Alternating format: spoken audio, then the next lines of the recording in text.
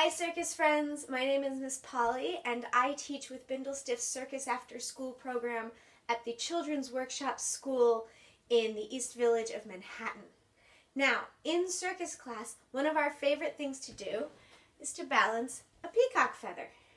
And we all remember to balance a peacock feather, you always want to look at the eye of the feather right here at the top.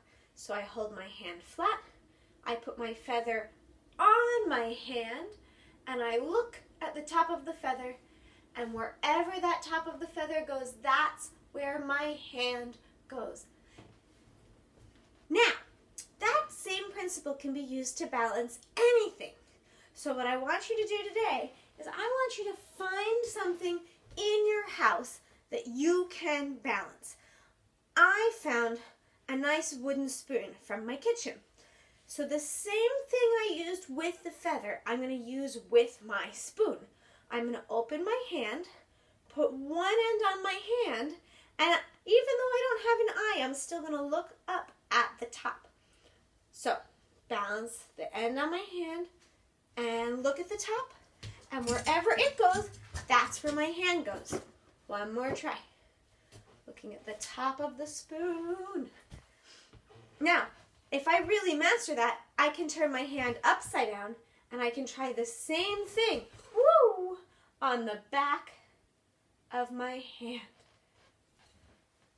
So my challenge for you today, circus friends, is what can you find in your house to balance? We're going to have a little bit of a photo competition. So once you've found your object and you've practiced, get a family member to take a photo of you balancing that object on either the front or the back of your hand and email it to me at polly@bindlestiff.org. That's POLLY at BINDLESTIFF.org. I can't wait to see what you balanced, what you found, and how much fun you're having doing a little bit of circus at home. You know what?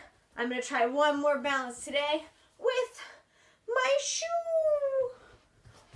Can't wait to see what you do.